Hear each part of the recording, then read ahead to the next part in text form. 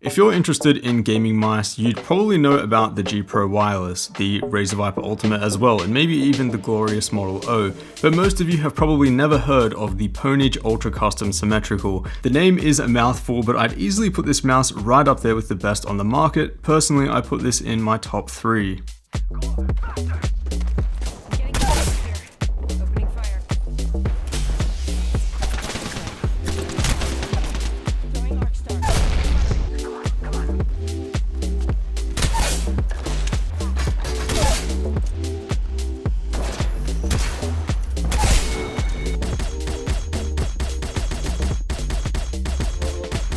So what makes this so special then? Well, for starters, it's a lightweight wireless gaming mouse for just $80 US, and that already puts it right up there with the glorious Model O wireless in terms of value.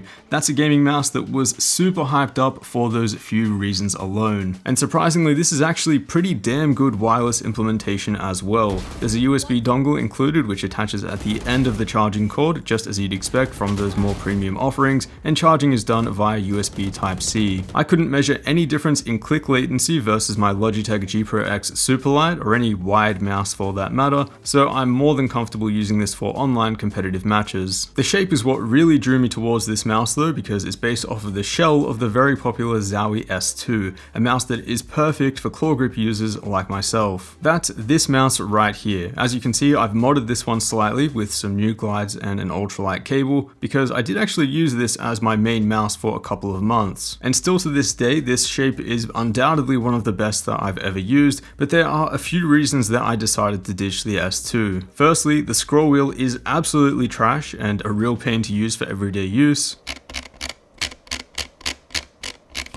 Secondly is the weight. I just prefer something a little bit closer to that 60 to 70 gram mark. And lastly, I really do enjoy the total freedom that you get from wireless. So you can think of the Ultra Custom Symmetrical as like a wireless Zowie S2 with a lighter shell and a much better scroll wheel. There are other differences that we'll get into in just a moment, but those are the main differences that you need to be aware of. And for that reason, many will consider this as a clone or a copycat product.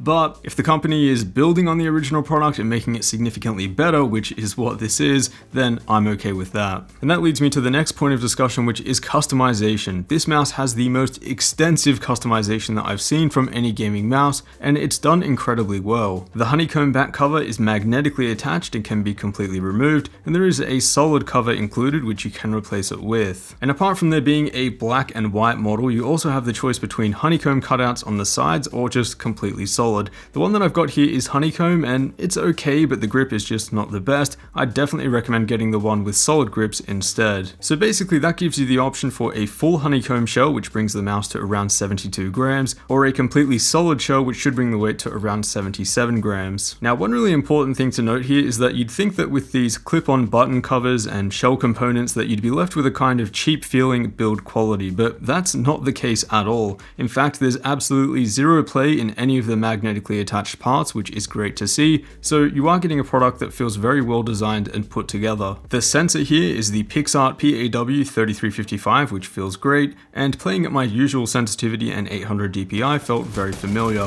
One big catch though, the lift-off distance of this mouse is definitely on the higher end, and this is 100% something that you should consider before picking it up. If you're someone who mostly uses your wrist to aim with a high sensitivity and you make lots of small lift-off adjustments like this, the higher lift-off distance of this sensor will catch you off guard. If however you play on a moderate to low sensitivity and you really only lift off with big swipes, then it's not something that's really going to bother you. Personally, it is something that I got used to pretty quickly. Even with the big swipes and 180s, I didn't feel the mouse freaking out when I reset it on the pad, but it's definitely a point worth considering if you primarily used your wrist to aim and you make a lot of frequent small lift-offs. Here's a quick listen to the buttons, which use 50M Omron switches, slightly heavier than the G Pro Wireless and the S2, but overall very comfortable to use.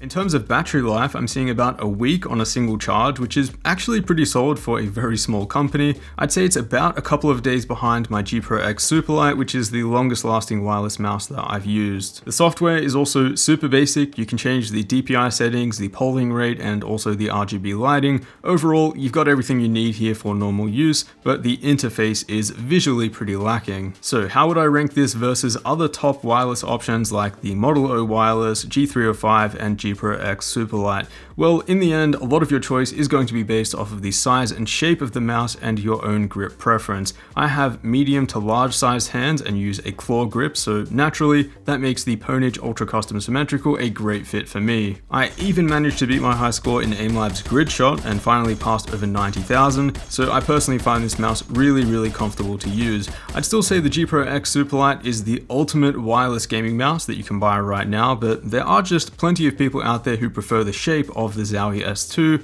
as well as something a bit more affordable. So to have that here with wireless, a better scroll wheel, and a much lighter customizable shell, not to mention just 80 bucks, it's a no-brainer. I'd even go as far as ranking this mouse ahead of the Model O Wireless and the Viper Ultimate, especially if you prefer a claw grip and that larger rear support. It really is crazy though how we have these really small brands who have been able to catch up with the giants like Razer and Logitech in terms of wireless implementation. The Ultra Custom Symmetrical is the perfect example in my opinion of an excellent, affordable wireless mouse that I think a lot more people should know about. So overall, a really awesome mouse that I think a lot more people should know about, especially given the popularity of the Zowie S2 and how many people love the shape of that mouse. I think the lift-off distance is going to be the kind of deal breaker for most people. So if you're someone who primarily wrist aims and makes adjustments like this, then it's probably not the best kind of option for you. I will leave some links down in the description for those interested. As always, a huge thanks for watching, and I will see you all in the next one.